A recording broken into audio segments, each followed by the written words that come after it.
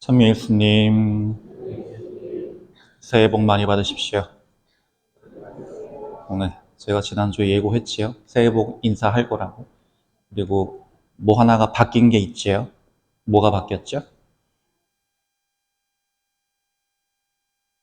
이제부터는 나해입니다. 전래력으로. 전래력으로 가나 다해 어떻게 구분하는지 아세요? 되게 단순한데. 산수만 하실 줄 알면 돼요. 가나 다해 구분법. 규제야. 2023을 3으로 나눠봐. 3, 6, 18, 21. 몇 남아? 몇 남아요? 나누면? 1 남아요? 나눠서 1 남으면 가해예요. 2024년 2 남아요. 2 남으면 나해예요. 딱 떨어지면 다해예요. 단순하죠? 네, 잊어버리지 마세요. 새해가 시작하는 대림 제1주일이고 이 대림 1주일에 저희는 깨어있어라 라는 말씀에 대해서 살펴볼 예정입니다. 근데 저는 조금 엉뚱한 소리로 오늘 강론 시작합니다. 뒤에는 잘 안 보이시죠? 제가 이 신문을 진짜 갖고 싶었는데 와, 구할 수가 없어요. 가격이 말도 안 되게 뜨기도 떴고 사람들이 진짜 미친 것 같아요. 무슨 신문이냐면 LG 트윈스가 29년 만에 정규 시즌 우승했다는 아주 역사적인 기사가 담겨있는 신문지입니다. 가판대에서는 진작에 동났고 야구장에서 특별판을 더 뽑아가지고 나눠줬는데 그것도 진작에 동나가지고 못 구했던 그 신문입니다. 이 신문을 왜 보여드리겠어요? 제가 넌지시 한번 말씀드린 적 있죠. 제가 어디 응원하는지. 네, 저 팀을 오랜 시간 응원해 왔습니다. 암흑기를 거쳤어요. 맨날 꼴찌하고 봄에는 잘 나가다가 결국은 미끄러져 떨어지고 그러다 보니까는 그 유명한 말 있잖아요. DTD라고 내려갈 팀은 내려간다. 그런 조롱을 듣기도 하고 그랬던 시간들이 주마등처럼 지나가면서 저 신문 기사를 보는데 참 많은 생각이 들었습니다. 그리고 운 좋게도 저는 이 자리에 있었습니다.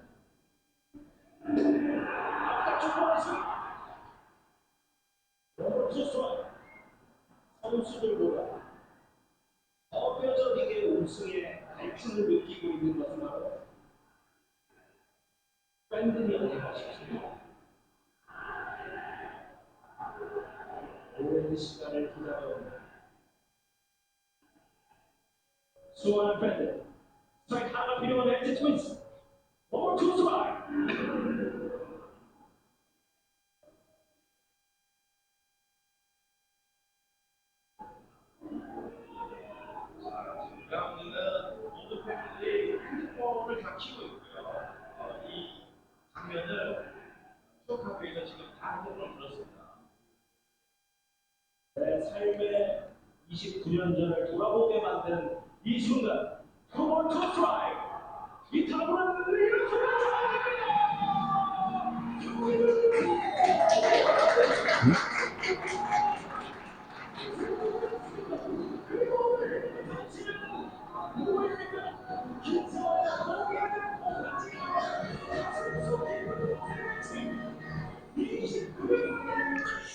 생각보다 LG팬이 많으시네요.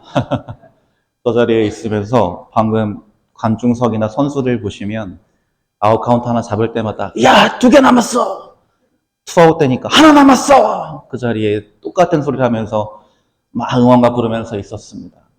근데 여러 가지 생각이 들었어요. 이게 캐스터한테 29년이나 고생했다는 얘기를 들을 일인가, 그리고 내가 그깟 공놀이가 뭐라고 여기서 이러고 있을 일인가, 여러 가지 생각이 들었었는데, 아무튼 그 생각을 하면서, 그리고 이번 전원 준비하면서 무슨 생각이 들었냐면, 겨우 라는 표현을 쓰긴 좀 그렇지만, 겨우 29년 기다린 거 하나도 이렇게 기쁘고 간절했는데 4,000년이 넘는 시간 동안 메시아를 기다린 이스라엘 백성들의 기다림은 얼마나 더 간절했을까라는 생각을 해보게 되었습니다. 아마 제가 LG 트윈스의 우승을 기다리는 것보다 수천 수만 배는 더 간절한, 그리고 더 애가 타는 기다림이었을 거고, 심지어 그 기다림은 현재 진행형이죠.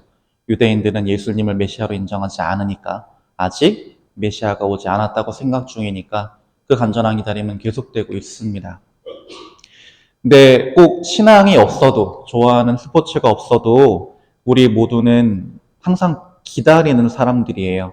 내 삶에 있어서 너무나 중요하고 소중한 존재를, 어떤 사건을, 어떤 사람을 기다리면서 살아갑니다. 간절히 바라고 기다려요. 그렇다면 우리가 그토록 간절하게 바라고 기다리는 것이 기왕이면 시간의 흐름에 따라서 부서지고 변하고 사라질 그런 허무한 것들보다는 우리를 영원토록 참된 행복으로 충만하게 채워주는 분을, 그런 가치를 기다려야 하지 않을까라는 생각을 해보게 되죠. 언제나 우리와 함께 하시면서 참된 행복을 주시는 분, 전능하시고 영원하시며 사랑과 자비가 넘치시는 하느님, 주님을 기다려야 할 것이고, 그리고 그분과 함께 영원한 생명을 누리게 될 그날을 우리는 간절히 기다리고 바라야 할 겁니다. 바로 오늘 제1독서에 나오는 이사야 예언자가 그런 마음가짐으로, 그런 간절함으로 구세주를 기다렸습니다.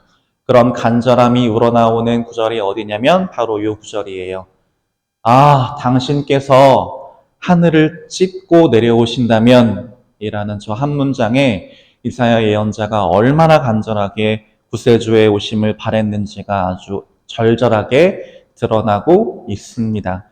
저 옛날 유대인들이 기본적으로 그런 사고방식을 갖고 있었어요. 하느님이 계시는 공간과 우리 인간이 사는 세상은 뭔가 우리 눈에 보이지 않는 벽으로 갈라져 있다. 그래서 하느님께서 우리에게 오시려면 그 벽을 당신 손으로 가르고 찢어서 우리 쪽으로 넘어오셔야 된다라는 기본적인 생각을 갖고 있었는데, 바로 하느님께서 그렇게 적극적으로 이 세상에 오시고 우리의 이 힘겨운 삶에 개입하셨으면 하는 바람이 저 구절 안에 담겨 있는 겁니다. 왜 그랬느냐?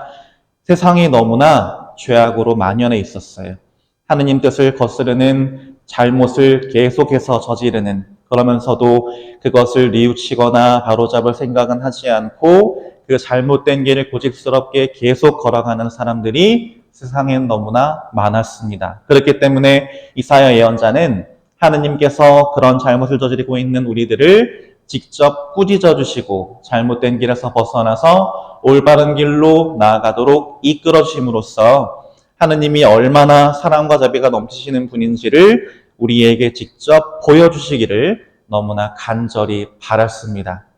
우리가 비록 부족하고 약한, 그리고 하느님의 보살핌과 사랑 없이는 하루도 살 수 없는 흙의 먼지와 같은 존재일 뿐이지만 하느님의 사랑과 자비만 있다면, 그분께서 우리와 함께 하신다면 그런 부족함과 약함들을 모두 극복하고 그분과 함께 참된 행복을 영원토록 누릴 수 있는 진정 복된 존재가 될 것이다 라는 믿음과 희망을 마음속에 간직하고 있었기 때문입니다.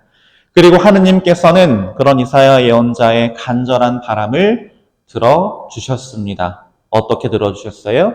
세상에 당신의 외아들 예수 그리스도를 구세주로 보내주셨습니다.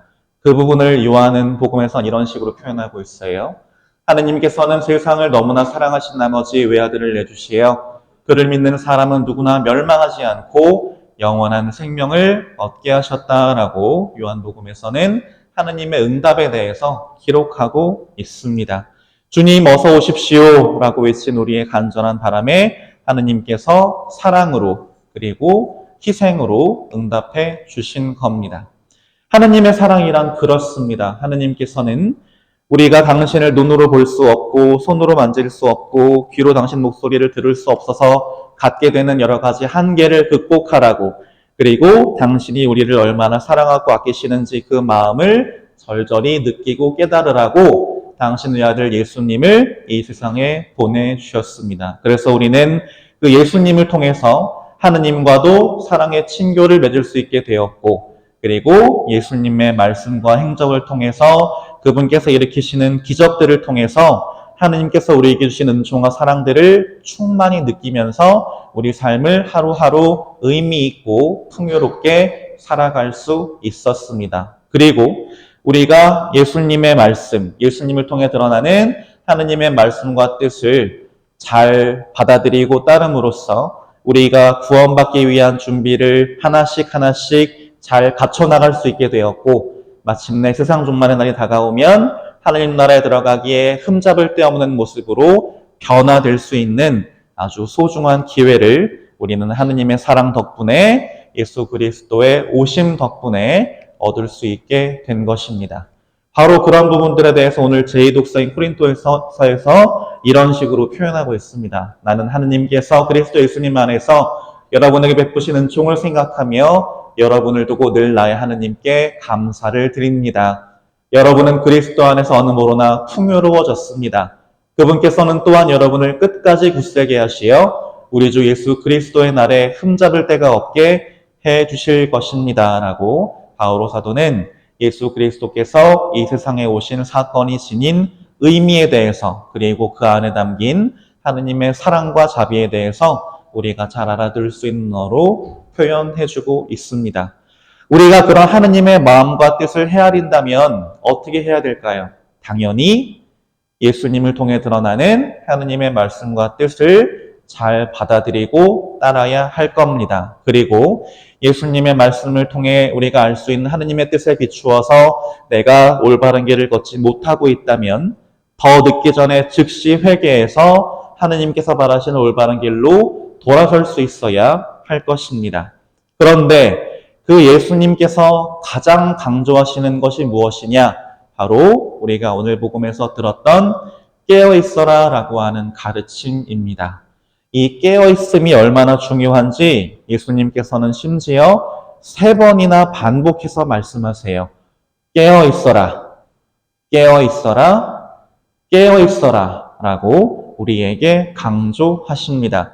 우리가 세상 종말의 순간 예수님을 세상을 심판하실 두려운 존재가 아니라 우리를 구원하실 구세주로 맞이하면서 기쁘게 맞을 수 있으려면 깨어있어야 한다는 것을 강조하고 계시는 것이죠. 그런데 깨어있음이란 무엇일까요? 이거에 반응하는 분들은 아마 저랑 비슷한 세대이거나 저보다 더 선배님들이실 거예요. 아까 주일학교 때 보여줘봤는데 애들은 반응이 이래요. 저게 뭐야? 우리는 근데 눈에 저 성냥 몇 꼈는지 알잖아요. 옛날에 시험 공부할 때 어떻게든 눈꺼풀이 무거우니까 앉아보려고 눈꺼풀을 뭘로 잘 이렇게 끼워 놓으면 잘 안 잘 수 있지 않을까? 해서 끼워놨는데 결국은 어떻게 됐어요? 사람은 눈 뜨고도 잘 수 있습니다. 그리고 심지어 서서도 잘 수 있어요. 심지어 형제님들은 아시겠지만 걸으면서도 잡니다. 언제 그렇게 해보셨어요? 군대에서 행군할 때. 중요한 건 이런 깨어있음이 아니라는 뜻입니다. 그렇다면 주님께서 우리에게 강조하고 바라시는 깨어있음이란 무엇이냐? 바로 이런 겁니다. 생각과 의식이 주님을 향해 열려 있어야 합니다. 내가 바라는 것이 무엇인지, 내가 원하는 게 무엇인지만 신경 쓰는 게 아니라 주님께서는 이 상황에서 내가 어떻게 하기를 바라실까? 지금 내가 어떤 선택을 하는 게 하느님 보시기에 마음에 드시는 그분을 기쁘게 해드리는 올바른 선택일까를 늘 생각하라는 뜻입니다. 두 번째는 주님의 뜻에 비추어서 나의 삶을 끊임없이 돌아보고 성찰하며 잘못된 부분이 있다면 즉시 회개하는 게 중요합니다. 내 마음속에 있는 나태함과 게으름을 이겨내는 거예요. 오늘 내가 주일 미사에 빠졌어요. 그리고 그 다음 주에 성당에 나왔어요. 근데 뭔가 성체를 모시기에 꺼름직해요. 그러면 그 김에 뭔가 거기에 다른 거 하나를 얹게 되는 게 우리의 나약함과 나태함인데 그런 마음을 버리고 즉시 회개할 수 있는 마음을 품으라는 뜻입니다. 세 번째는 주님께서 우리에게 영원한 생명과 참된 기쁨을 주실 거야 라고 하는 희망을 가지고 그분의 뜻을 언제 실천하느냐? 평상시에 실천해야 합니다. 이게 제일 중요해요. 우리가 시험에서 좋은 성적을 받으려면 어떻게 하면 될까요? 왜 수능 만점 받는 친구들 인터뷰하면 늘 빼먹지 않고 하는 멘트 있죠? 저는 사교육은 받지 않았고 교과서에 충실했으며 예습과 복습을 철저히 했습니다라는 너무나 재수없는 말을 늘 하는 모습들을 보게 되는데 그게 기본이기 때문에 강조하는 거예요. 구원에서도 마찬가지. 깨어있음은 바로 평상시에 주님의 뜻을 헤아리고 듣고 받아들이고 따라야만 우리는 진정으로 주님 앞에서 깨어있다라고 말할 수 있는 겁니다. 그런데 많은 분들이 구원의 문제에 있어서도 알람을 맞추려고 하십니다. 무슨 뜻일까요? 사람들은 참 그걸 궁금해해요. 종말이라는 말씀을 드리면 가장 먼저 물어보는 게 이거예요. 그래서 그게 언제예요? 그거 어떻게 하면 피할 수 있어요? 를 가장 먼저 물어보셔요. 거기에 혹하기 때문입니다. 근데 그거 왜 물어볼까요, 우리가? 종말이 언제인지, 어떻게 하면 피할 수 있는지 왜 물어볼까요? 어차피 온 세상에 종말이 닥치면 누구도 피할 수 없는데 무슨 마음으로 그런 걸 물어볼까요? 그게 바로 알람을 맞추는 마음이에요. 아까 주일학교 강론 시간에 중고등부 친구들에게 뼈를 때리는 말을 하나 했습니다. 얘들아, 시험 날짜 언젠지 알지? 근데 점수가 잘 나와? 물어봤어요. 다들 한숨을 푹 쉬어요. 왜 안 나와? 날짜를 다 아는데. 라고 얘기하면서 이런 말을 했어요. 그게 우리의 나약함과 부족함이야. 종말이 언제인지 알면 우리가 잘 살까? 아니야. 그렇게 안 살 거야. 왜? 어떻게든 그 날짜에 최대한 가까울 때쯤 이 선 넘기면 구원 못 받아가 마지노선에 걸칠 때쯤 우리는 그때서야 구원받기 위한 노력을 시작할 거기 때문이야 라는 이야기를 했었습니다. 알람을 맞추려고 하면 안 돼요. 구원의 문제에서는. 우리는 알람을 왜 맞출까요? 저는 보통 알람을 두 가지 경우에 맞춰요. 첫 번째는 컵라면에 뜨거운 물 부어놨을 때. 두 번째는 일어나야 미사하잖아요. 일어나야 할 때. 우리 알람을 어떨 때 맞추나요? 제가 컵라면에 뜨거운 물 부어놓고 시계만 이렇게 계속 보고 있을 거면 알람을 굳이 맞출 필요가 있을까요? 없어요. 왜 맞출까요? 뭐 하려고? 컵라면이 익는 동안 딴 일 하려고. 젓가락도 준비해야 되고 그릇도 갖고 와야 되고 김치도 챙겨와야 되고 테이블도 한번 닦아야 되고 곁들여 먹을 거 뭐 있나 냉장고도 열어봐야 되고 할 일이 많아요. 그렇게 하다 보면 어느 순간 알람이 울려요. 마찬가지. 모닝 알람은 왜 맞추나요? 내가 밤새서 시계만 보고 있을 거면 굳이 아침 시간 알람을 맞출 필요가 없어요. 우리는 그 알람을 왜 맞춰요? 잘라고. 네, 이게 우리의 마음이에요. 구원을 기다리는 마음은 알람을 맞추려는 마음이어서는 안 됩니다. 그럼 어떻게 해야 되느냐? 항상 충실한 마음이 준비합니다. 알람을 맞춰두려는 마음은 무슨 마음이냐? 마지막 순간까지 최후의 최후까지 내가 원하는 딴 일을 하다가 이 선 넘으면 구원 못 받아라고 하는 그제서야 주님의 뜻을 따르려는 그런 나태한 마음을 버리라는 뜻입니다. 내 뜻대로 되는 대로 욕심대로 막 살다가 주님이 오실 때가 딱 됐을 때 그때만 반짝 착한 척하면 구원받겠지. 이게 가장 구원받기에 효율적인 방법이야 라고 생각하는 건 세상 사람들이나 그런 거고 우리 그리스도인은 그런 마음으로 살면 안 됩니다. 그리고 그것은 누구나 마음으로 잘 알고 있어요. 왜 이런 마음으로 살면 안 될까요? 좋잖아요. 내 뜻대로 열심히 막 하고 싶은 대로 살다가 야 이제 시작해! 라고 했을 때 그때 바짝 준비해서 구원의 막차를 딱 타면 좋을 것 같잖아요. 근데 이게 왜 우리에게 손해일까요? 현아야, 왜 손해일까?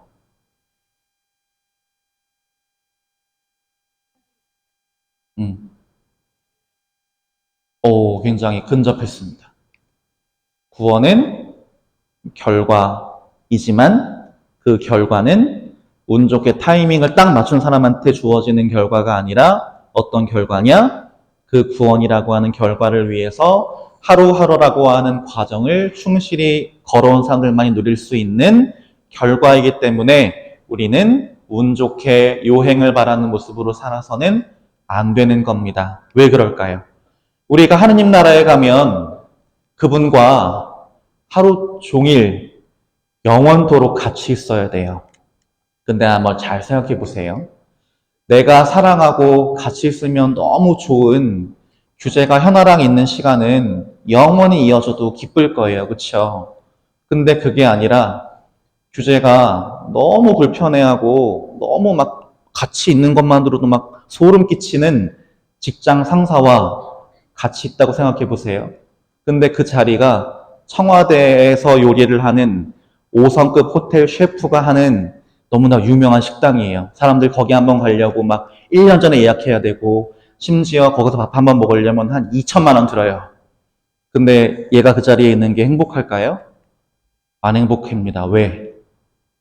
얘가 싫거든요. 근데 우리의 구원도 마찬가지예요. 우리가 이 세상에서 늘 깨어있는 모습으로 살면서 주님의 뜻을 따르고 그분의 뜻 안에서 살아가는 것이 그 자체가 나에게 기쁨이 되지 못하면 이제부터 하나님과 함께하는 거야가 시작되는 그 시간이 우리에게는 천국이 아니라 지옥일 수 있습니다. 그렇기 때문에 우리는 이 세상에 있는 동안 준비해야 돼요. 어떤 모습으로? 주님과 함께 있는 그 시간이 불편하지 않도록, 주님의 뜻을 따르는 일이 손해보는 일로 여겨지지 않도록, 그분의 계명을 지키는 일이 진정으로 나에게 기쁨이 되도록 하루하루를 열심히 살아가는 준비를 우리는 반드시 해야만 하는 것입니다. 그래야만 그분과 함께하는 영원이라고 하는 시간이 우리에게 진정 행복한 시간이 될 것이기 때문입니다. 그리고 또 한 가지, 우리가 신앙생활을 열심히 하는 이유는 이것 때문이에요. 짐작하지 못한 날, 예상하지 못한 시간에 우리가 전혀 기대하거나 바라지 않은 모습으로 주님께서 갑자기 짠 나타나셨을 때 전혀 준비되지 않은 상태로 그분을 맞이하는 일이 없게 하기 위함입니다. 바로 그 부분에 대해서 예수님께서는 주인이 갑자기 돌아와 너희가 잠자는 것을 보는 일이 없게 하여라 라고 우리에게 말씀하세요. 구원은 요행이 아니기 때문에, 그리고 주님이 세상 종말의 순간 우리에게 다시 오시는 그날과 그 시간은 누구도 모르기 때문에 우리는 늘 그분 앞에서 깨어있는 모습으로 살아야만 하는 겁니다. 그래야만 주님이 오시는 것이 나에게 두려워하고 걱정하고 하는 공포의 시간이 되지 않고 마치 사랑하는 애인을 만나러 가는 시간처럼 설레고 기쁘고 행복한 시간이 될 겁니다. 그래서 우리는 그런 모습으로 주님을 맞이하기 위해서 열심히 신앙생활을 하는 것이고, 그러기 위해서 제가 아까 말씀드렸던 것처럼 평상시에 하느님 아버지의 뜻을 잘 받아들이고 따르는 것이 우리에게 너무나 중요한 것이죠. 언제 어디서 누구와 무엇을 하든 하느님을 위해서, 그리고 그분의 뜻을 이루기 위해서 기도하는 마음으로 해야만 우리가 늘 깨어있는 모습으로 준비하는 것이고, 그래야만 그분과 함께하는 시간이 우리에게 진정 기쁜 시간이 될 겁니다. 지금 보시는 그림은 너무나 유명한 성화 중의 하나입니다. 윌리엄 헌트라고 하는 사람이 그린 세상의 빛이라고 하는 제목의 성화예요. 여기 보시면 한 사람이 문 밖에 서 있습니다. 누구실까요? 머리에 왕관을 쓰고 계시고 한 손에는 등불을 들고 계셔요. 바로 예수님이십니다. 그리고 예수님께서 문을 두드리고 계시네요. 근데 이 문을 잘 보면 뭐가 없어요. 뭐가 없을까요? 뭐가 없을까? 손잡이가 없습니다. 작가는 왜 저 문에 손잡이를 안 그려놨을까요? 저 문이 상징하는 것은 우리의 마음이기 때문입니다. 우리는 대림 시기에 내가 주님을 기다린다고 생각하지만 사실 주님이 우리를 기다리고 계세요. 어디에서? 우리 마음 밖에서. 우리가 당신의 목소리에 귀를 기울이고 당신의 뜻을 열심히 실천하면서 당신께 문을 활짝 내가 먼저 열어드리기를 예수님께서 저렇게 문 밖에 서서 기다리고 계십니다. 우리가 먼저 주님께 문을 열어드려야 주님께서 우리 마음 안에 들어오셔서 우리와 함께 하시고 우리를 구원으로 이끌어 주실 수 있기 때문에 예수님께서 우리를 기다리고 계시는 겁니다. 대림 시기는 기본적으로 기다림의 시기입니다. 대림이라고 하는 말을 원래 라틴어 원문 그대로 번역하면 아드벤투스라고 해서 도착이라는 뜻이에요. 도착은 크게 두 가지예요. 첫 번째는 세상을 구원할 아기 예수님이 탄생하시기를, 그분이 세상에 도착하시길 기다리는 것이고, 두 번째는 하느님의 나라가 이 땅 위에 완전히 도래하기를 기다리는 것이 대림 시기의 두 번째 의미입니다. 그래서 지금부터 시작되는 대림 시기에 우리가 어떻게 하면 내가 하느님 뜻에 충실히 살면서 준비된 모습으로 그분을 잘 기다릴 수 있을지, 어떻게 해야 그분을 내가 기쁘게 잘 맞이하면서 이 성탄을 진정한 기쁜 시기로 잘 준비할 수 있을지 한번 잘 생각해 보시고 그런 실제적인 준비들을 하나씩 해 나갈 수 있었으면 좋겠습니다.